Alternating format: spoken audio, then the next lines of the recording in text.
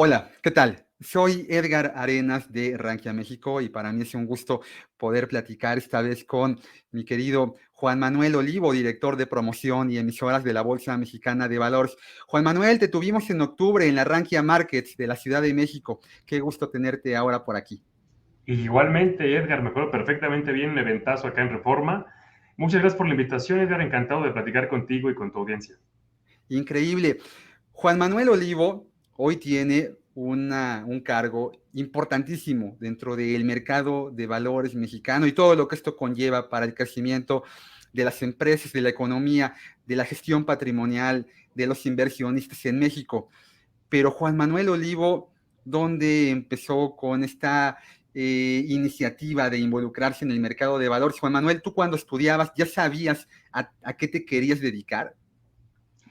Pues si te soy sincero, Edgar, sí. De hecho, si me voy hasta un poquito antes de mi época como universitario, sí tenía mucho interés en aprender todo lo relacionado al mundo bursátil, al mundo financiero.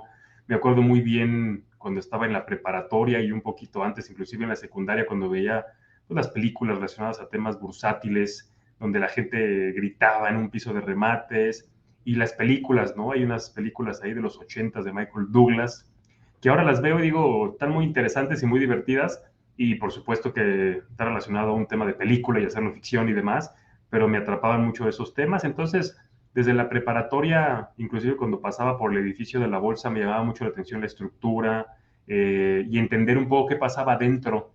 Me acuerdo perfectamente bien que cuando estaba en la universidad nos invitaron a un evento que era por parte de un periódico y por parte de un grupo financiero. Hubo una oportunidad de que viniera. Me acuerdo la primera vez que vine a la bolsa, al piso de remates y dije, yo quiero trabajar aquí. Entonces, sí, respondiendo a tu pregunta, Edgar, la verdad es que sí, tuve la fortuna de poder estudiar lo que quería estudiar y poder trabajar donde quería trabajar. Lo tenía muy, muy claro, la verdad.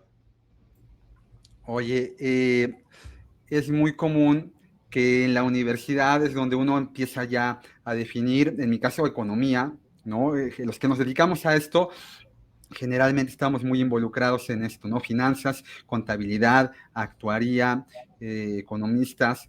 En tu caso, cuando tú decides tomar la carrera, tú ya sabías a qué te ibas a dedicar, ¿qué estudiaste? Yo estudié la licenciatura en finanzas en la Escuela Bancaria y Comercial en la EBC, que está justo muy cerca de la bolsa. Antes el campus donde estudié estaba en Reforma e Insurgentes, en un predio pues, privilegiado, ¿no? Porque tenías ahí el cruce de quizás las dos avenidas más importantes de la Ciudad de México. Y ahí estudié hace poquito más de 15 años y posteriormente estudié un diplomado en el ITAM en finanzas corporativas.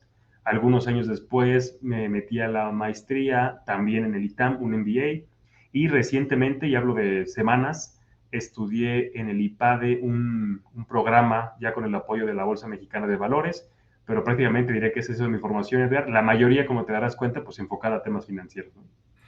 Sí, sí, fíjate que cuando yo ingresé a colaborar en el primer intermediario, yo todavía estudiaba, iba terminando el último semestre de la carrera, era muy difícil para mí poder, ¿no? Amalgamar el trabajar y el estudiar, porque yo trabajaba en un área comercial, en Finamex. Uh -huh. Finamex tenía poco que acababa de vender un banco que le había tocado en la reprivatización de la banca, Banca Promex, y con este dinero constituyeron una operadora de fondos de inversión. Casa de Bolsa Finamex es un intermediario con muchísimo tiempo en el medio, creo que junto con GBM deben ser los dos primeros que aparecieron, que obtuvieron su licencia. Y cuando yo entro a trabajar, pues a mí me costó mucho trabajo poder, ¿no? Compaginar el horario de la escuela y el horario del trabajo. Entonces, bueno, al final tuve que definir, mi papá me dijo, bueno, pues vas a trabajar toda la vida, entonces ahorita pues mejor dedícate a concluir la carrera, y concluí la carrera, y bueno, yo ya me quedé trabajando en el medio, y llevo 22 años. Cuando tú estabas estudiando, ¿te fuiste involucrando ya en materia profesional o cómo fue esto? Sí, yo en la carrera trabajé en otros, así trabajé desde el semestre uno. Trabajé en una empresa que ahora también ya está listada en la bolsa con deuda y con utilizaciones de activos, que es Grupo GIR, la inmobiliaria. Pero estaba en un tema más de ventas, le llamaban asesor financiero, pero realmente era un poco más de ventas, de autofinanciamiento, que sin lugar a dudas yo voy a estar agradecido también en mucho de mi carrera por lo que aprendí en Grupo GIR, porque no solamente era la parte financiera, sí hablábamos de un poco, no sé, temas de matemáticas financieras básicas, pero ahí lo que aprendí mucho es más sobre ventas, ¿no? Sobre leer a tu cliente, saber un poco la manera de negociar, de cómo podías apretar la venta o cómo podías involucrar a la persona que no estaba involucrada en una mesa. Y eso lo hice durante 3 años. Cuando comienzo el séptimo semestre en la carrera, yo tenía la intención de hacer desde el servicio social en la bolsa, y en aquel momento algunos amigos de la universidad ya habían estado en la bolsa haciendo el servicio social. Nada, me acerco, pregunto con quién habría que mandar el currículum, mando el currículum y por azares del destino pasan varias semanas y no me buscan. Y me llamó mucho la atención porque decía, oye, mis amigos que a lo mejor no habían ni trabajado, que yo los conocía, no era su pasión las finanzas, y dicho por ellos, y entraron a trabajar a la bolsa o al menos hacer el servicio social, pues me quedé un poco con esa duda. Hablo un día y me dicen, sí, lo que pasa es que las vacantes que tenemos es para hacer el servicio social en la mañana y tú es en la tarde. Y yo decía, no, no, no, yo estudio en la tarde, servicio social en la mañana, y me dijeron, ah, bueno, de eso tenemos mucho. Y me dijeron, preséntate mañana y al área de emisoras. Y yo sabía que el área de emisoras en la Bolsa Mexicana de Valores era y es una área importante porque en cierta medida genera negocio para todas las distintas áreas y es pues prácticamente en gran medida uno de los corazones del mercado de valores, el tema de las empresas que están listadas en la bolsa. Entonces cuando me dijeron, ve y preséntate con el área de emisoras, a mí me encantó la idea. Me presenté al día siguiente, hice una entrevista con buenos amigos que hasta la fecha sigo teniendo contacto con ellos y me quedé, literal, en la primera entrevista me quedé ese mismo día. Entonces me dijeron, ¿te puedes quedar ya? Pues me quedé, ya hablé a mi casa, dije que no regresaba y prácticamente de ahí del servicio social, pues me fui a la universidad en la tarde y desde ese momento, eso fue en el 2006 más o menos, Edgar, para que podamos ponerle un poquito de contexto en términos de tiempo, ¿no? Ya llovió. Sí, un poco, cuando hacemos un poquito esos cortes de caja, decimos, híjole, ya se pasan los años, pero bien, la verdad es que en ese momento fue un momento importante porque es donde siempre quería haber trabajado y a las pocas semanas inclusive se abre una oportunidad para poder trabajar en la bolsa, voy a las entrevistas, por un tema de horario no me quedo porque yo seguía estudiando, pero en la siguiente oportunidad laboral pude ajustar un poco el horario, pero prácticamente mínimo, y ya me quedé a trabajar justo en el área de emisoras, desde el área, en aquel momento era una posición que se llama analista en entrenamiento, que era como un primer paso para trabajar ya como empleado en bolsa, pero con un horario y con responsabilidades evidentemente naturales para alguien que venía prácticamente ni saliendo de la universidad, sino todavía estudiando en la universidad, ¿no? Oye, la importancia del vender.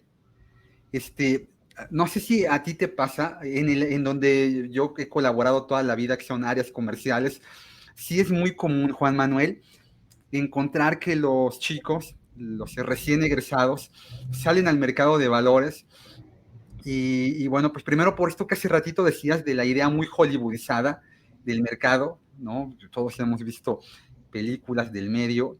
Tú mencionaste por ahí una fantástica, ¿no? Donde Gordon Gekko, ¿no? Le dice a Bud Fox, ¿no? ¿Te acuerdas, no? Vente para acá y vamos a hacer negocio. Obviamente, más bien son chanchullos, ¿no? Sí. Para los que nos escuchan más allá de las fronteras, chanchullo en México, pues como un negocio, pero no muy derecho, no muy legal. Bueno, entonces, la gente, los chicos salen tal vez con una idea del mercado en donde se ven, pues sí, con plataformas de Bloomberg, ¿no? Y a lo mejor haciendo análisis, pero la mayoría de todos los que salimos de la escuela, tal vez lo primero que podemos encontrar son áreas comerciales y no nos enseñan a vender. A mí me costó mucho trabajo, o sea, con todo y que yo sí tenía muy claro, también muy joven, que yo me quería dedicar a esto, pues a mí me costó mucho porque yo decía, híjole, 4 años de carrera, uno de especialidad, pues sí, ¿no? Te preparas y lo que te dicen es, agarra tu portafolio. Me acuerdo que a nosotros nos daban una hojita, ahora ya todo está muy digitalizado, pero era una hojita donde venían los precios de muchos activos. Y vete a vender, vete a la calle, levanta el teléfono. Todavía ni siquiera teníamos una computadora por asesor.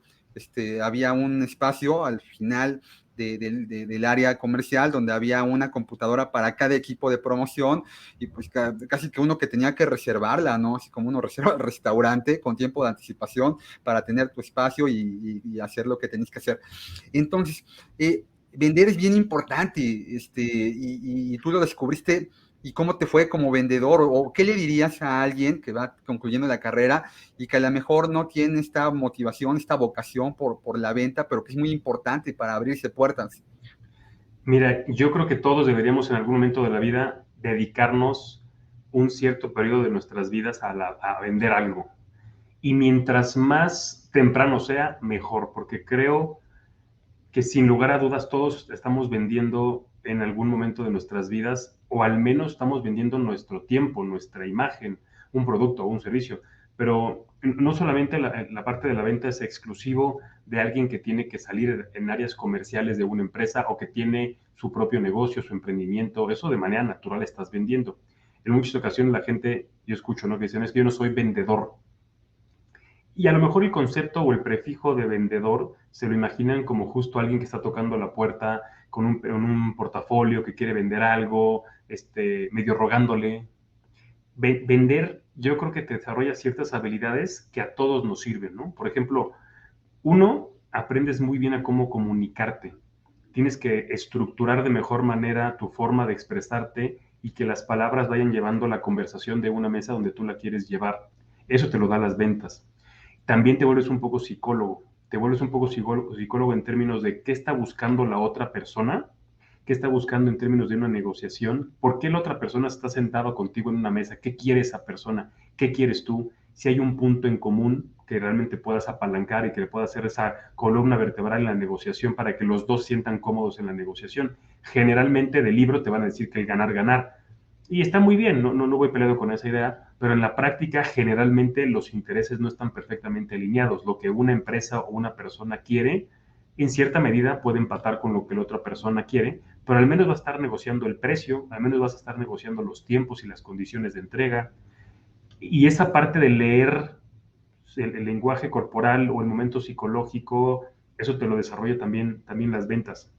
Yo creo que vender te quita pena de poder acercarte con alguien y hablarle, contarle, presentarte, contarle un producto o un servicio. También te quita mucha pena el rechazo, ¿no? Yo en ocasiones cuando veo a la gente que está, por ejemplo, aquí en la bolsa sobre Reforma, hay mucha gente que sales a caminar y te aborda para poder contarte si puedes donar un cierto dinero a una cierta asociación o si quiere contarte de esos trabajos que yo me pongo a pensar que en el 99% de los casos la gente, me incluyo, le decimos, ahora no, tengo prisa, ahora no, después.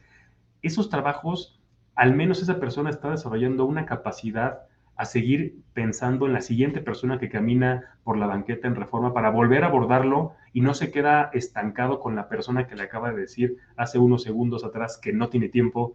Esa capacidad de resiliencia la desarrollas como vendedor. Coincido en que no, hay perfiles que están más ad hoc a un tema de ventas y hay perfiles que son menos de ventas, a lo mejor más de escritorio, de oficina, de análisis, lo cual también es muy valioso. Generalmente la combinación de ambos perfiles es ideal, o sea, que tengas a alguien que le enfoca al análisis, que lee, que se dedica un tiempo al escritorio, que le entiende bien a los números, a la parte teórica, a la parte estructurada, pero que el día de mañana cuando hay que presentar en una conferencia algún tema, te crea un storytelling. Esa yo creo que es una gran habilidad que te va dando las ventas. ¿Cómo me fue, Edgar? Contestando tu pregunta, te diría que al principio mal y después me fue muy bien.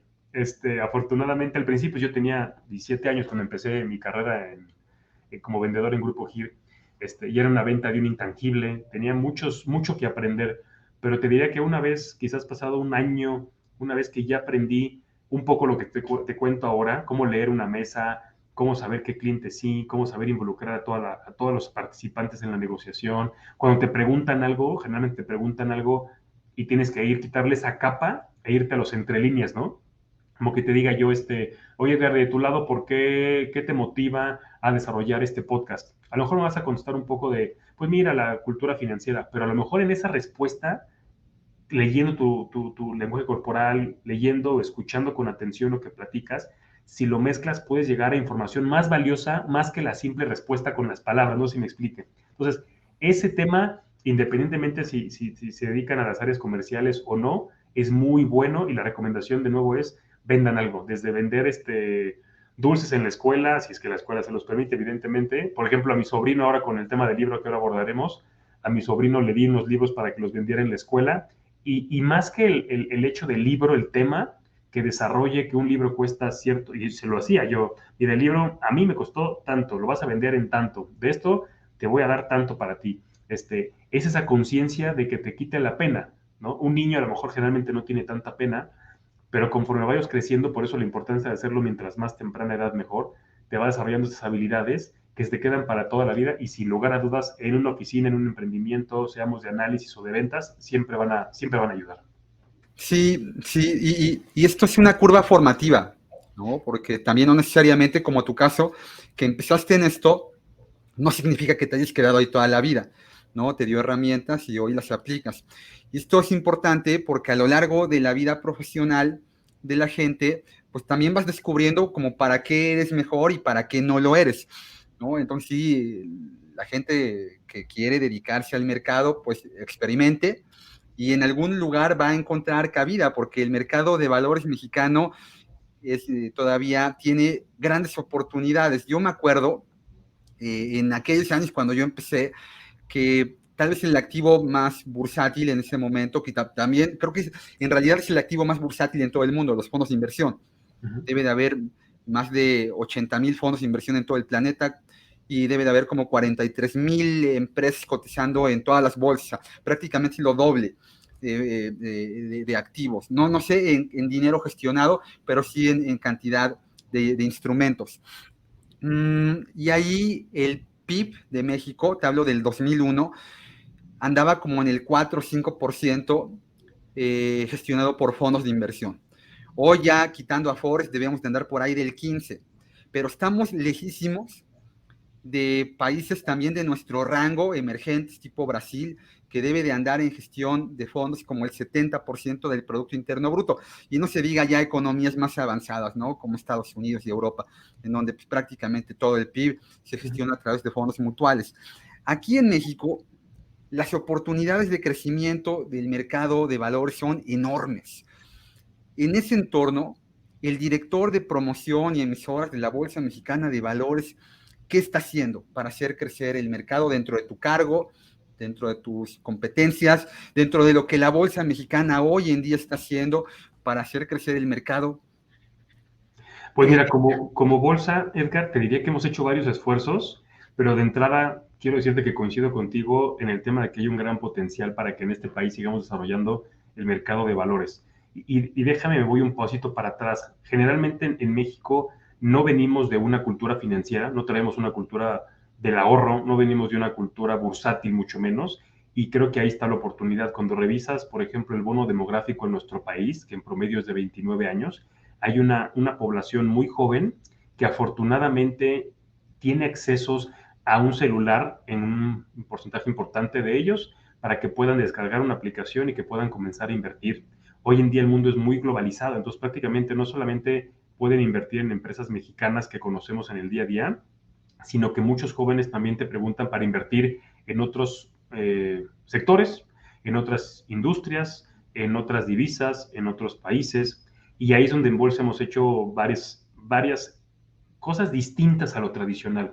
Y déjame te cuento algunas. Por ejemplo, lanzamos hace pocos años el primer museo bursátil de la Bolsa, que es un museo que está aquí en el edificio en Reforma 255, un museo totalmente gratuito que abre de domingo a viernes, es decir, abre diario menos los sábados, y que pueden tener una experiencia prácticamente bastante padre en términos de aprender, porque no solamente hay una parte del museo donde tenemos algunos objetos históricos, sino que también tenemos algunas pantallas donde la gente va, interacciona y puede llevarse un poco más la realidad de lo que son las finanzas. Generalmente lo que estamos haciendo en Bolsa con todos estos esfuerzos es acercar el público general mexicano que se sienta más cómodo y cercano con la bolsa, con el mercado de valores mexicano. Porque sabemos que generalmente cuando tú a los mexicanos les preguntas o les preguntabas acerca de la bolsa, lo veían como algo lejano, como algo relativamente inalcanzable. Y la realidad es que la bolsa es mucho más cercana porque en el día a día nosotros consumimos los productos y servicios de las empresas que están listadas en la bolsa.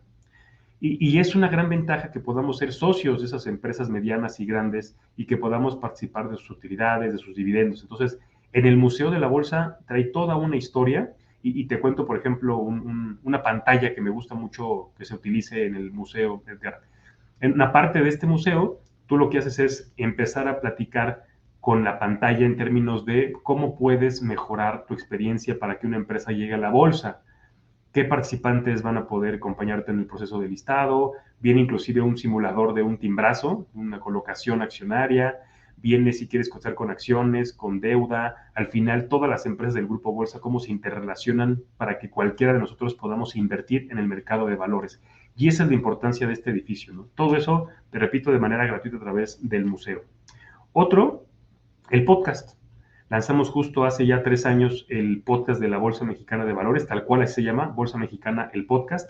Y ahí lo que hacemos es una plática con algunas participantes, con emisoras, con empresas que están listadas en la bolsa, para que puedan conocer de primera mano qué está pasando en el mercado y que puedan conocer también historias de las empresas que están listadas en el mercado.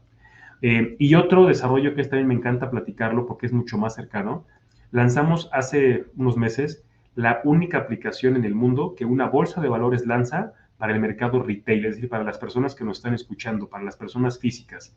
Esta aplicación se llama Bolsap, tal cual como bolsa y al final 2 veces la letra P, Bolsap. Es una aplicación gratuita que pueden descargar de las tiendas de iOS o de Android y lo que hacemos en Bolsap es juntar a todos los participantes del mercado de valores en una aplicación. 4 grandes componentes de Bolsap. Número 1, educación y cultura financiera. Nosotros ahí desde la bolsa publicamos reportes matutinos de cómo abrió el mercado, de cómo cierra el mercado, reportes de términos financieros de la semana, subimos el podcast que te cuento, las conferencias de la bolsa, los eventos, y el objetivo de este primer componente es que cualquiera de nosotros se pueda acercar a Bolsap independientemente si tiene una base una académica financiera o si ya invierte o no en bolsa, que cualquier persona se sienta con la comodidad suficiente para que pueda tener aprendizaje financiero. Segundo grande componente, qué bueno que lo platicabas, Edgar, los fondos de inversión. Nosotros tenemos la data de los fondos de inversión. Todos los fondos de inversión, que en México son poco más de 600, nos mandan información todos los días del precio del fondo de inversión, que en otros términos es el rendimiento, ¿no? Subió o bajó el fondo de inversión. Lo que hacemos en Bolsap es juntar toda esa información y creamos unas pantallas para que cualquier persona, repito, de manera gratuita, pueda consultar los fondos de inversión por operadora, pueda consultar los fondos de inversión por renta fija o renta variable y puede inclusive comparar hasta 5 fondos. Tú seleccionas 5 fondos, le das comparar y te genera una gráfica base 100 para que sepas qué fondo dio mejor rendimiento que otro en un lapso de 5 años. Tiene los montos mínimos, tiene las comisiones, inclusive si tú aún no inviertes en un fondo de inversión y quieres comenzar a invertir, ahí mismo tienes la información para que la operadora de fondos te contacte. Entonces, segundo gran componente, fondos de inversión. Tercer gran componente de Bolsa App, las empresas que están listadas con nosotros, nuestros clientes. Las empresas que están listadas con nosotros con acciones, con fibras y con ETFs locales, tienen, imagínate, como si fuera una clave de Instagram o su Facebook, donde cada empresa está publicando información digital. No están reportando el informe anual, no están reportando la opinión legal, o sea, toda la documentación regulatoria, esa la reportan a la bolsa por otro sistema que se llama el EMISNET. Y eso ahí tienes una obligatoriedad regulatoria, donde la comisión es el árbitro en términos de que la información se divulgue en tiempo y forma. Aquí en Bolsa es totalmente digital. Suben imágenes, suben videos. Acabamos de hacer hace pocos días un primer evento solamente para los usuarios de Bolsa App y les presentamos 3 fibras con el CFO o con el CEO para que puedan conocer la historia de estas 3 fibras y tuvimos más de 1,200 confirmados en este primer evento. Entonces, eso exclusivamente para usuarios de Bolsa App. Y este componente para mí es el más importante porque en la medida de que sea una aplicación que las empresas utilicen y reporten información, sin lugar a dudas este se va a convertir como en el Instagram bursátil mexicano. Ahí directamente vas a sentir la información fidedigna, porque la va a reportar directamente a la emisora, pero de nuevo en un lenguaje 100% digital. Y por último, las casas de bolsa, cuarto componente. Si tú quieres abrir un contrato para invertir en bolsa, tienes que hacer un contrato con la casa de bolsa. Ahí te vienen las casas de bolsa que atienden al mercado retail, cuáles son sus montos mínimos, cuáles son sus comisiones y de igual manera, Edgar, si quieres que alguna casa de bolsa en particular te contacte, ahí lo puedes hacer directamente. Entonces, respondiendo a la pregunta, Edgar, pues te platiqué 3, no son las únicas, pero es lo que estamos haciendo desde la Bolsa Mexicana de Valores para incrementar el número de inversionistas, ya sea a través de un fondo de inversión o a través de una casa de bolsa. Ya, sí, sí, hablabas del museo. se me vino a la mente bueno, yo tuve una segunda etapa con Finamex, ¿no?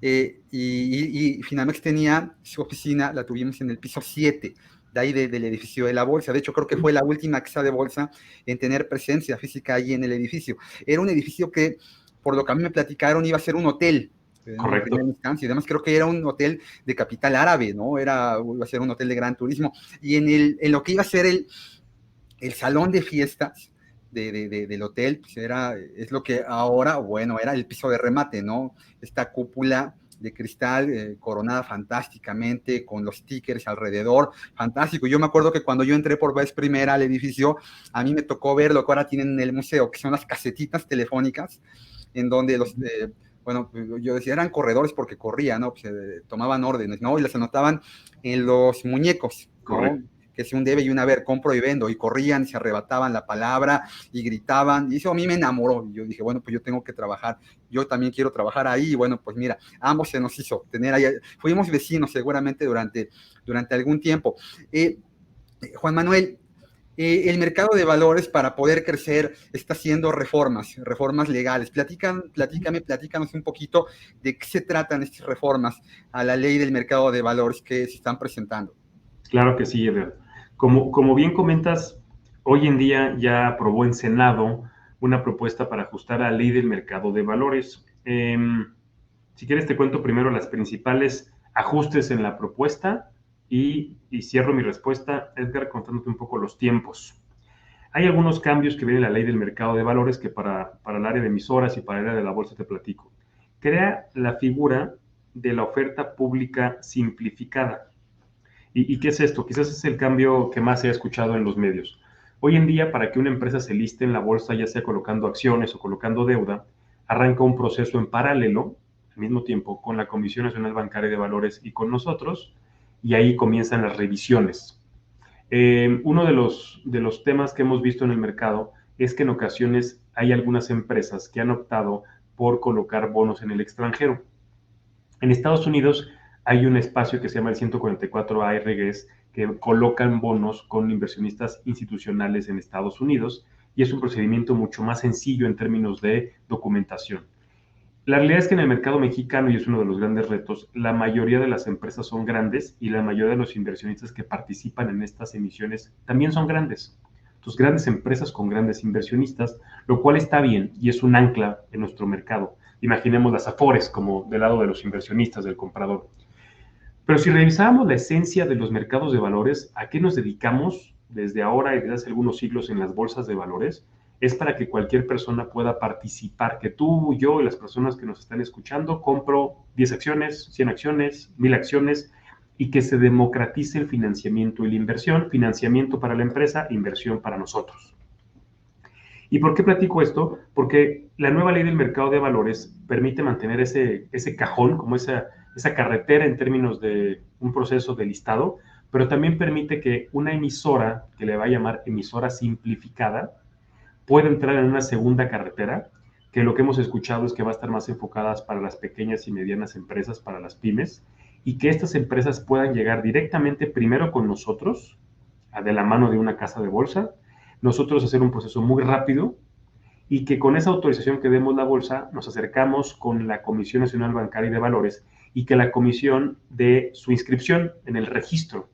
En términos sencillos, de nuevo para las personas que nos están escuchando, para que un valor se pueda intermediar y se pueda ofrecer en el mercado de valores, necesita estar en el Registro Nacional de Valores, que es un registro, un libro, vaya, que administra y gestiona la Comisión Nacional Bancaria y de Valores.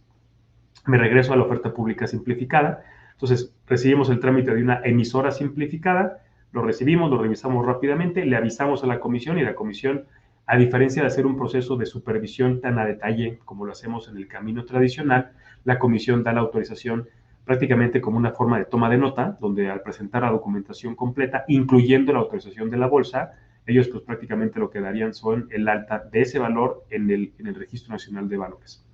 ¿Por qué esto es importante? Porque le da agilidad para que una empresa pueda llegar al mercado de manera pues, rápida y que pueda tener acceso al capital. Hoy en día, como bien comentaste, Edgar, esto es una propuesta de ley, sin embargo, ya pasó por la Cámara de Senadores, ya fue autorizada hace pues, prácticamente algunos días, hace poco, Ahora en septiembre, en la sesión ordinaria de la Cámara de Diputados se va a presentar. Los diputados tendrán su tiempo para poder revisarla, aprobarla, modificarla. En el escenario que la Cámara de Diputados también la autorice, se publica en el Diario Oficial de la Federación y a partir de que se publique en el Diario Oficial de la Federación entra en vigor dependiendo la reforma. Entonces los tiempos más o menos apuntan de esa manera. Y si bien te platiqué, Edgar, la parte de la oferta pública simplificada, que el resumen yo lo llevaría como una manera ágil de hacer los procesos del listado, también hay otras propuestas. Por ejemplo, recordarás en la nueva ley del mercado de valores que se implementó en el 2006, que tuvo ciertas reformas, se creó una estructura societaria que se llama la SAPI bursátil. Antes prácticamente en la Ley General de Sociedades Mercantiles hablabas de la SADCB, SRLB, etc.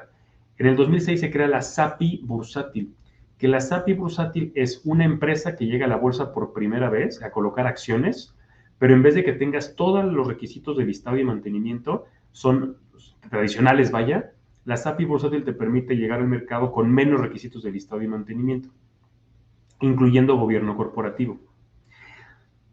Para poder tener acceso a esta figura de la SAPI bursátil, tenías un cierto tiempo para convertirte en una sociedad anónima bursátil, una SAP, que es la que hoy en día cotiza en bolsa con todos los requisitos de listado y mantenimiento. ¿Por qué te platico esto? Porque en la primera ley del mercado de valores, la del 2006, tenías máximo 3 años para poder convertirte a una SAP. Después tuvimos una reforma en 2014 y se amplía ese plazo hasta 10 años. Y hoy en día con esta propuesta prácticamente lo que se hace es quitar pues este reloj de arena y prácticamente se puede quedar una empresa como SAPI bursátil durante el tiempo indefinido. Es una de las propuestas adicionales. Otra, las series accionarias. Prácticamente permite mayor flexibilidad para que una empresa que cotice en la bolsa tenga distintas series accionarias con distintos derechos de voto, distintos derechos patrimoniales, corporativos. Es otra de las reformas que están interesantes en la regulación. Y por último, importante, Edgar, hoy en día una empresa que está listada ya en la bolsa y quiere aumentar su capital, tiene que correr con un cierto proceso. Y lo que está buscando esta nueva ley del mercado de valores es que ese proceso sea mucho más rápido, que en vez de que tengan que pasar varias semanas para recibir inversión de otros inversionistas y aumentar el capital de la empresa y con ese capital aprovechar oportunidades de mercado, prácticamente con esta reforma, este procedimiento es mucho más ágil, inclusive de pocos días, ¿no? Entonces, de manera general, Edgar, no son las únicas, pero también son las que creo que vale la pena platicar. Sí, los dos grandes jugadores del mercado, ¿no? El emisor, el que necesita financiamiento, y el que quiere canalizar el ahorro y volverlo productivo. Juan Manuel, cuando una persona se decide a invertir, a involucrarse, a pasar su patrimonio al mercado de valores y que nunca lo ha hecho, yo lo percibo, es un gran paso, ¿no? El mexicano lleva décadas invirtiendo y se siente cómodo invirtiendo en el banco, ¿no? Teniendo su cuenta de ahorro, su pagaré con rendimiento liquidable del vencimiento, ¿no? Y el dar ese paso no es sencillo. Juan Manuel Olivo, cuando dio ese paso, cuando invirtió por vez primera, ¿cómo fue? ¿Qué lo motivó? ¿Qué lo llamó? Pues la realidad, Edgar, es que cuando estaba justo empezando a trabajar en la bolsa, muchos amigos y muchos familiares me decían, ¿trabajas en la bolsa? ¿Qué me recomiendas? Ayúdame a invertir en bolsa. Y de entrada yo les decía, bueno, la bolsa es el intermediario del mercado de valores, pero si quieres invertir hay que acercarse con una casa de bolsa. Yo lo dividiría en dos, Edgar. Primero empecé a invertir en fondos de inversión. Un poco lo que hice fue entender que era un fondo de inversión, que de hecho en el libro que ahora si quieres platicamos te cuento un poco del capítulo de fondos de inversión y demás. Uno fue documentarme un poco de qué era un fondo de inversión, dónde están los riesgos y demás. Segundo, lo que intenté hacer es entender muy bien mi perfil de inversionista.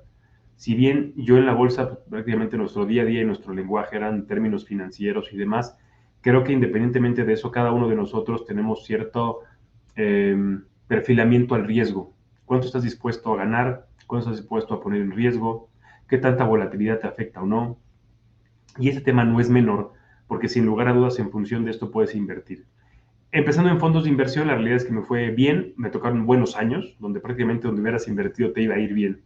Eso también creo que ayudó mucho para que diera el siguiente paso, que fue invertir ya en una casa de bolsa En aquel momento me acuerdo que José Manuel Allende, que trabaja, y seguramente también lo ubican, trabaja en bolsa desde hace ya muchos años, el director general adjunto, me platicó a través de las gráficas cómo podías invertir, lo que se conoce como análisis técnico. Me explicó la forma más sencilla, lo recuerdo muy bien, la de los promedios móviles, que para las personas que nos escuchen, literal, googleen promedios móviles, inversión en bolsa, es bastante sencillo. Y me acuerdo que cuando lo escuché me lo explicó en menos de un minuto y le dije, si es tan fácil, ¿por qué no toda la gente lo hace? Me dice, pues porque la gente quizás no tiene disciplina o el conocimiento o las dos. Y a partir de ahí empecé a invertir en una casa de bolsa, invirtiendo en el IPC de la Bolsa Mexicana de Valores, comprando o no el NAFTRAC. Como sabes, Edgar, el NAFTRAC es un ETF local, que lo que estás haciendo al invertir en el NAFTRAC es invertir en las 35 empresas que son parte del índice de precios y cotizaciones, del IPC, que el IPC es el principal índice de la bolsa, ¿no? Lo explico distinto para el beneficio de la gente que nos escucha. Hoy en día en la bolsa hay más o menos 140 empresas cotizando con acciones. De las 140, imagínense que pasan ciertos filtros y se quedan 35 empresas. Generalmente son empresas grandes, medianas grandes. El IPC, el índice, lo que hace es analizar esas 35 empresas. Quizás de las 35, algunas suben, algunas bajan, algunas se mantienen y demás. Pondera las que suben, las que bajan, las que se mantienen y llegas a graficar el índice. Cuando escuchamos en el radio o en la televisión o en la prensa que la bolsa subió 1%, se refiere al IPC. Bueno, la manera de invertir en el IPC es a través de un instrumento que se llama el NAFTRAC. Yo lo que hacía era graficar el IPC e invertir en el NAFTRAC. Cuando la tendencia era alcista, compraba el NAFTRAC. Cuando la tendencia era bajista, salía del NAFTRAC y me iba a deuda gubernamental líquida, ¿no? En el caso de hoy podemos imaginar CETES, por ejemplo. Y así empecé a hacerlo. Y por supuesto que aprendes mucho en el camino, ¿no? Uno, aprendes a controlarte, porque no es lo mismo ganar el 1 o 2% al día o perderlo el 1 o 2% al día, y eso quieras o no, cuando multiplicas la inversión por el 1 o 2%, dices, híjole, hoy quizás en términos de evaluación gané o perdí. Entonces tienes que ser, en la medida que seas frío, que estés informado y que tomes decisiones en función de lo que estás viendo o analizando, me fue muy bien. Cuando de repente me ganaba el estómago, o cuando de repente decía, no, se cayó y tiene que recuperarse, o subió mucho, voy a vender ya, tienes que ser muy disciplinado, no solamente para estar analizando una gráfica, sino también para poder ahorrar e invertir de manera periódica. Y desde ese momento, Edgar, no he dejado de invertir, lo he hecho a manera de un hábito. Prácticamente ha habido momentos donde las bolsas se alinean y hay ciclos económicos donde hay una restricción, como ahora con COVID, que era algo natural, pero te diría que desde hace ya pues más de casi 15 años, aproximadamente 15 años, he estado en esta carrera como inversionista, que sin lugar a dudas ha sido muy interesante.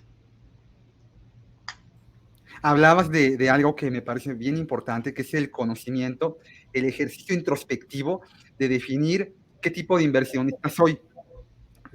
Mucha gente entiende la inversión como, bueno, voy a tener el dinero en algo mientras me encuentro a ver qué pasa, ¿no? Un negocio, se me atravesó por ahí la compra de un carrito, es decir, la gente no tiene muy claro su objetivo de inversión y en consecuencia ese objetivo va ligado con un horizonte temporal, ¿no?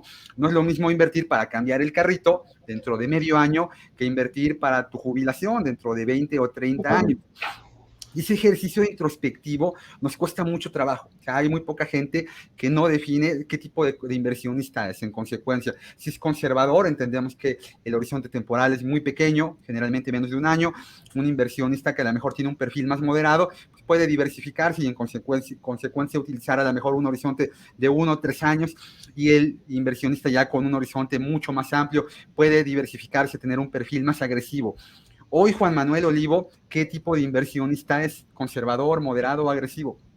Pues moderado. O sea, la realidad es que en algunos momentos en el SIC listamos algunos ETFs apalancados e inversos que operan mucho, y en algún momento de mi vida, hace aproximadamente unos 10 años, con mucha disciplina y revisando las gráficas, invertí en esos valores.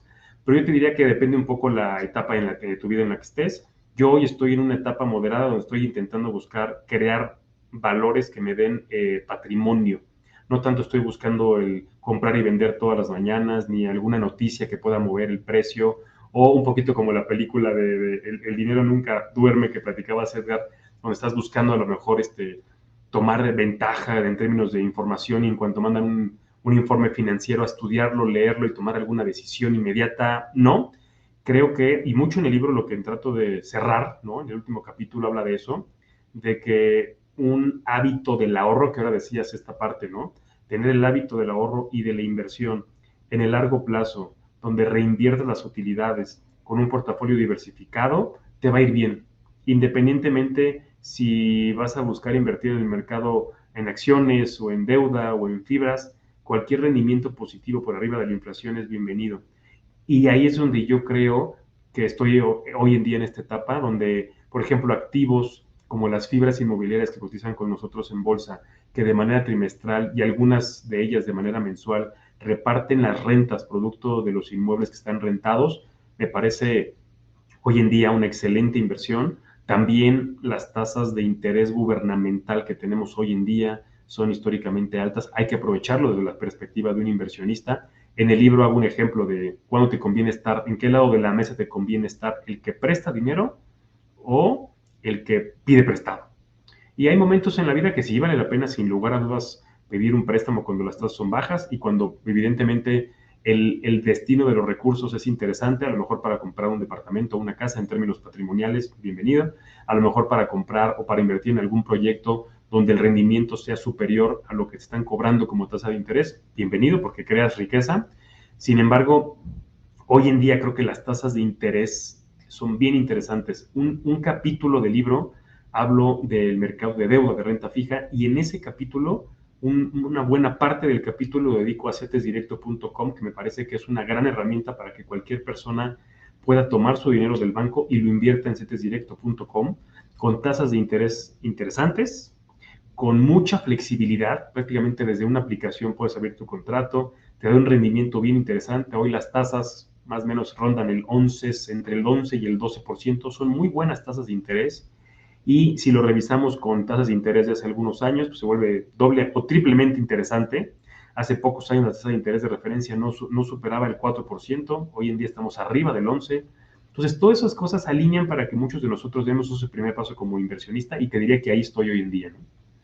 Ya, sí, es lo que ganas, en qué te endeudas, cuánto ahorras y en dónde lo inviertes. Creo que son los 4 puntos en los que definen la vida financiera de un individuo.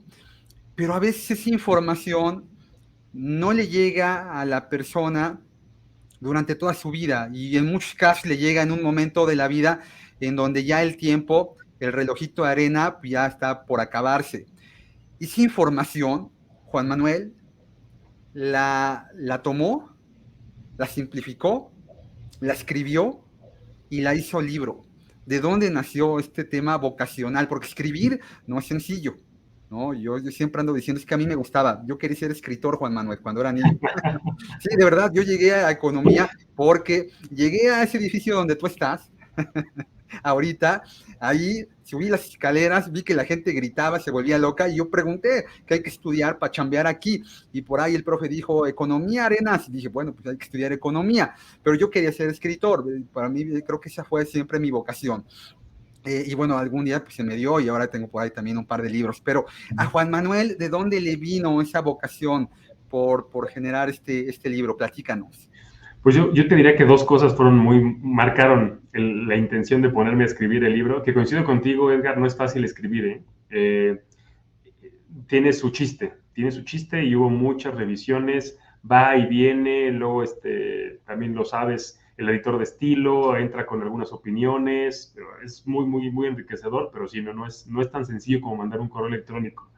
Te diría que hubo dos cosas. Uno, un poco mi viaje para poder comenzar a ahorrar e invertir, pues fue bastante empírico y creo que tuve una gran fortuna y que me considero una persona afortunada porque yo trabajé aquí en bolsa y trabajo en bolsa y tuve acceso a información que no todo el público tiene en términos de aprendizaje, cuestiones formativas. Muy buenos profesores, aquí en la bolsa la gente que trabaja es espectacular, siempre te aporta, pero yo fui un privilegiado porque estaba aquí y acompañé ese camino para empezar a invertir. Pero el 99.9% de los mexicanos no tuvo o no tienen acceso a esta experiencia empírica del día a día. Pero estoy seguro que mucha gente quisiera invertir en bolsa. Y eso voy al punto número 2. Cuando por actividades de promoción, principalmente buscando que empresas se financien a través de la bolsa, en muchas ocasiones las preguntas que nos hacían o que me hacían era, ¿cómo puedo invertir en bolsa? No cómo llevo mi empresa a obtener dinero de la mano de la bolsa, ¿no? Sino que en muchas ocasiones, quizás ya terminando la reunión y demás, me preguntaban, oye, yo tengo a título personal, ¿cómo invierto en bolsa, no? Y en aquel momento, te hablo de 2015, 2016, me acerqué con la Escuela Bolsa Mexicana de Valores, que seguramente ubicas como una de las empresas del Grupo Bolsa, con una formación académica muy interesante, con cursos, capacitaciones, conferencias y demás. Y ahí establecimos un programa de 9 horas que se llama justo ABC para invertir en bolsa. Y en aquel momento yo les pedía, quiero hacer yo el curso, yo hago el temario, yo doy la clase. Y dábamos las clases o daba las clases por las noches y más o menos eran cursos de 25, 30, 35 personas, pero eran 25, 30, 35 personas que tenían la firme intención de aprender a invertir. Y eso es bien interesante porque se hicieron unos grandes grupos y mucha gente que años posteriores me encontré, inclusive fuera de la bolsa, que me dijeron, tú me diste clase o a un amigo le diste clase e invertimos en la bolsa y te voy a contar. Y me di cuenta que tenía un efecto de ayuda genuina.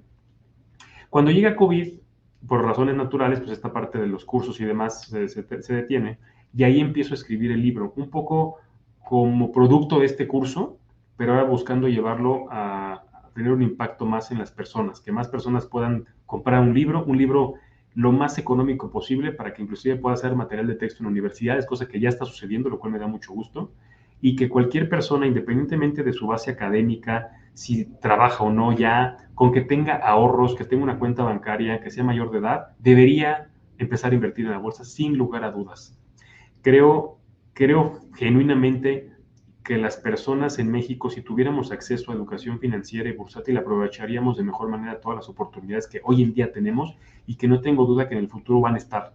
No tanto porque el país tiene perspectivas económicas interesantes ahora con toda la coyuntura de nearshoring y demás, sino que cualquier persona que sea disciplinado y con la regulación que tenemos hoy en día en México, con las casas de bolsas serias que tenemos hoy en México, la oportunidad está dada, tienes todo un ecosistema, una infraestructura para aprovecharlo y creo que el libro busca abonar en eso, que cualquier persona pueda descargar el libro en las plataformas electrónicas que hoy en día existen o que pidan el libro físicamente que le llegue a su casa y que sea un libro que los vaya llevando de menos a más. Regreso al tema de vendedor, un storytelling para que cualquier persona diga, ordeno mis finanzas personales, entiendo qué es el mercado de valores y la bolsa, qué son las acciones, qué son las fibras, qué es deuda, qué es el SIC, para que puedas invertir hoy en día, por ejemplo, en tipo de cambio, que creo que es una coyuntura bien interesante que se puede aprovechar, o diversificar tu inversión en empresas de otras partes del mundo, qué es un fondo de inversión, en qué me tengo que fijar para abrir un contrato con una casa de bolsa. Y al final, el último capítulo trata de cerrar esta pinza con el hecho de que seas disciplinado, que ahorres, que inviertas, visión de largo plazo. Y eso es lo que estamos buscando, lo que busco justo para que las personas que nos estén escuchando se animen a comprar el libro. Planteabas el COVID como un revulsivo en el tema del libro, pero si yo te preguntara qué fue lo que te dejó el COVID más allá del libro en tu vida personal y profesional, ¿qué me responderías? ¿Qué fue lo que dejó en ti, Juan? Creo que un balance, creo que en mi caso un balance y poner y ponderar las cosas que son más importantes que otras, ¿no?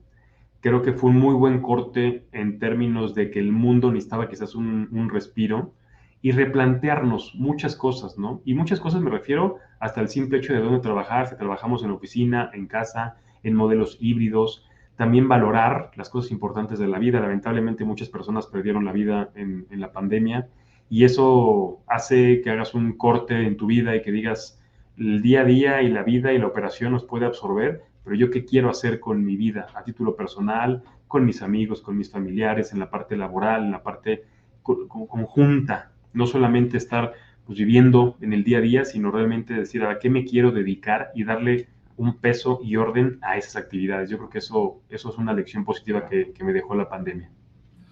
Sí, sí, la mayoría de nosotros nos replanteamos, ¿no? Todo, la educación, cómo nos divertimos, cómo nos relacionamos, la vida misma.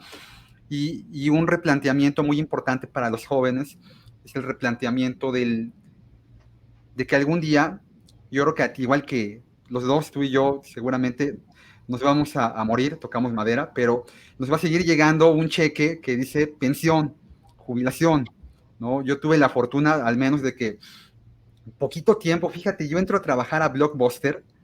Chicos, Blockbuster es un videoclub, así como el streaming, pero uno iba a un local, elegía su película, se la llevaba, si no la regresabas ya rebobinada, te cobraban, era un mundo diferente, y yo ahí empecé a cotizar al IMSS, y bueno, pues eso ya me permite a mí pues, tener la oportunidad de concluir mi vida laboral y seguir recibiendo una pensión subvencionada por el Estado.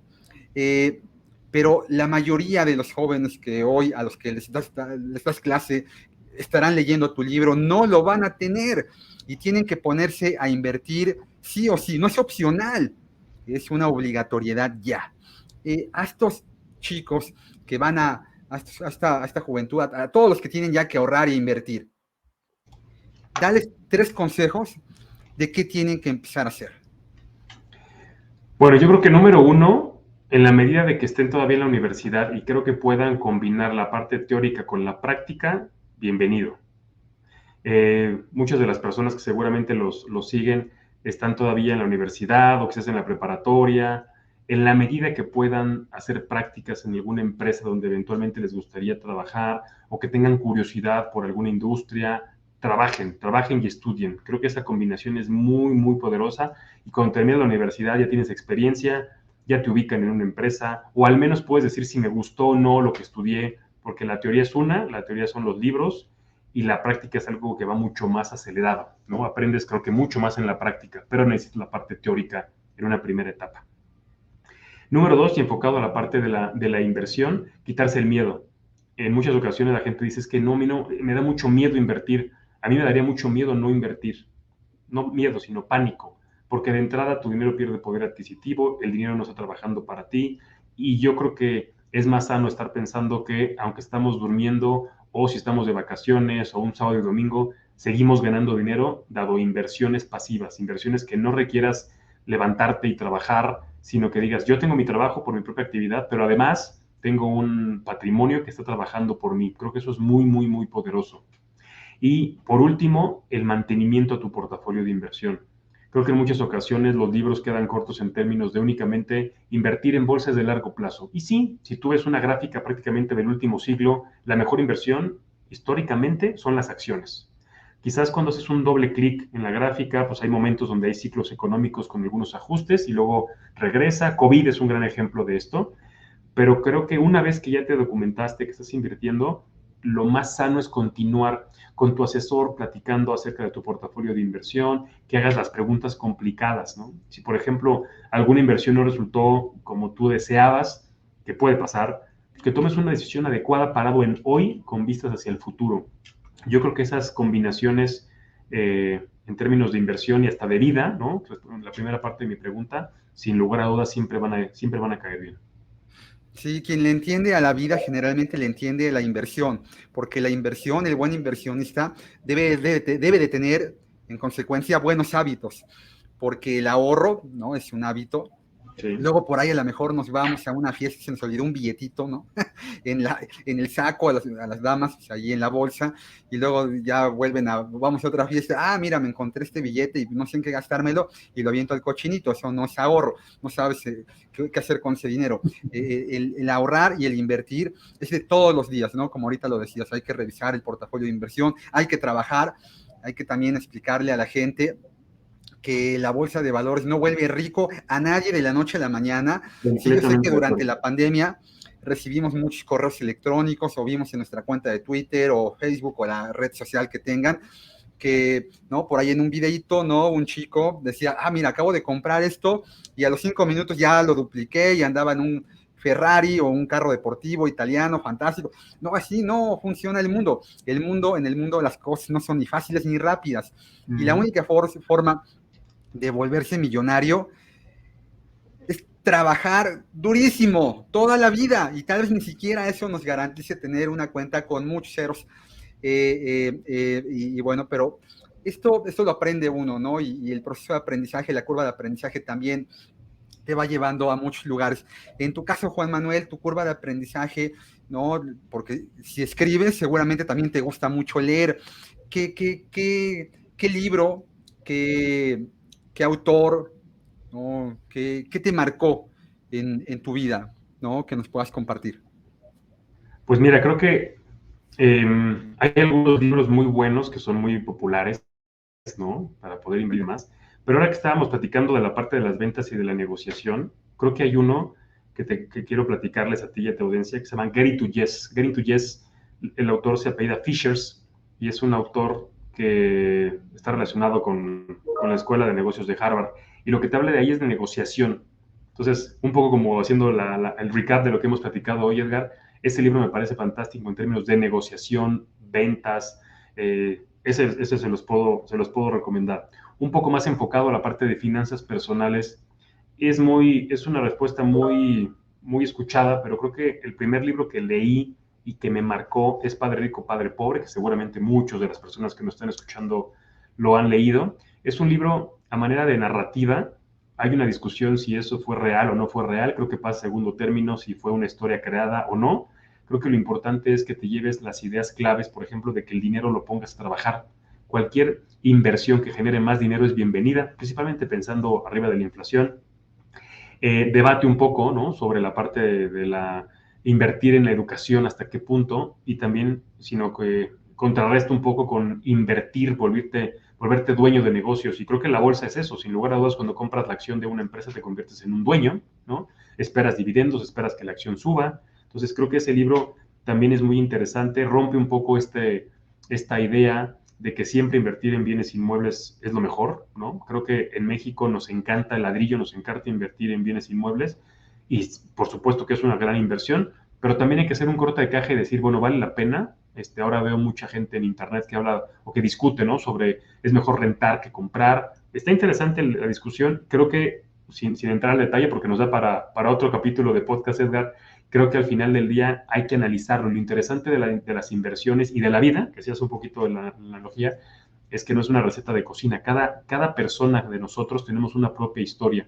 En la medida que tengamos las herramientas para poder tomar la mejor decisión, invertir en bolsa o en un bien inmueble o empezar por el ahorro, creo que lo hacemos bastante bien. Y ya en la parte bursátil, otro libro que me gustó mucho fue de un profesor cuando estaba en la universidad, que se llama Para entender la bolsa.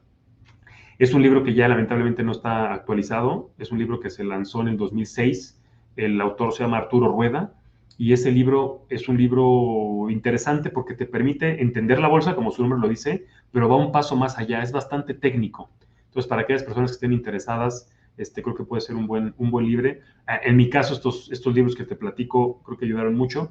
Y hay otro muy bueno que se llama El millonario de la puerta de al lado. Es un libro que está en inglés, no sé si en español ya lo lanzaron. Pero saco a colación este libro, Edgar, porque es justo lo que decías. Y el último capítulo de mi libro, de ABC para invertir en bolsa, habla de esto. Hacerse rico de la noche a la mañana no funciona. Este libro lo que hace es analizar estadísticamente la clase media en Estados Unidos que durante las décadas de los 60, 70, 80 cambian sus hábitos de ahorro, cambian sus hábitos de consumo, empiezan a invertir y son familias norteamericanas clase media que a la vuelta de un tiempo son millonarios, por eso es que se llama el millonario de la puerta de al lado. Alimenta esta idea que yo estoy totalmente de acuerdo. En COVID, las plataformas para invertir bursátil incrementó el número de cuentas, ¿no? Y en México hoy tenemos casi 5 millones de cuentas, cuando veníamos de 300,000. Eso es una gran noticia para nuestro país y este libro busca acompañar a esos nuevos inversionistas. Pero también hay que decirlo que el potencial es enorme. Creo que en la medida que nos sintamos cómodos con la información, con la bolsa, le vamos a quitar ese miedo. Entonces yo creo que a manera de resumen, esos libros son los que en algún momento de mi vida personal, profesional y como ahora autor de este libro, creo que es una muy buena referencia, Edgar. Muy bien, Juan Manuel. Oye, se fue rapidísimo esta hora. Algún día haremos el episodio 2.0, ¿no? Y a lo mejor hasta un crossover. entre el podcast Feliz de la de la vida, bolsa Edgar. y este, ¿no? Porque la verdad yo he disfrutado mucho todo lo que hemos conversado. Te quiero agradecer profundamente tu participación y lo único con lo que yo te invitaría a concluir es ¿a dónde pueden encontrar a Juan Manuel Olivo? ¿Dónde pueden adquirir tu libro? Cuéntanos. Claro que sí, Edgar. Yo soy muy activo en LinkedIn, ahí los que quieran seguirme, Juan Manuel Olivo. También el libro lo pueden encontrar en Gandhi, tanto en las tiendas físicas como en línea. También lo pueden comprar en Amazon, tanto para pedirlo físico o a través de Kindle. Prácticamente son los canales que tenemos. También hay una página que se llama abcparainvertirenbolsa.com.mx. Ahí pueden encontrar información. Y a través de esta página, Edgar, pueden pedir, si así lo desean, la introducción y el capítulo número 1. Se los mandamos sin ningún costo, se los mandamos al correo electrónico que nos indiquen para que puedan tener este acercamiento con el libro, y ahí mismo también pueden comprar el libro y te manda a la página de Amazon, y también en la página, en la tienda de la bolsa. Aquí en el edificio en Reforma 255 hay una tienda de productos, ahí también tenemos el libro de ABC para invertir en bolsa. Pues muy bien, me voy a dar una vuelta, tiene mucho que no voy. Como iba a diario, dije, ¿y ahora para qué voy, no? Ya Pero hay tienes que el regresar, pretexto. ¿no? Además, uno regresa donde fue feliz y yo creo que debería de darme una vuelta por allá, porque fui muy, muy feliz trabajando en ese emblemático lugar. Bueno, de vez en cuando el Ángel llegaba a alguna manifestación y decían, está la bolsa, y iban, ¿te acuerdas? No sé todavía, yo creo que sí llegan y cierran, y hay que entrar por la puerta de atrás, literalmente. Todavía sí pasa, todavía. Menos Todavía. que antes. Menos Sí, que antes. me imagino que sí. Qué buenas historias, ¿no? Sí. Oye, Juan Manuel, te hago llegar un fuerte abrazo. Este ha sido un capítulo más del podcast Invirtiendo y Entendiendo. Hay que entender para invertir. Les deseo que tengan felices inversiones. Hasta pronto.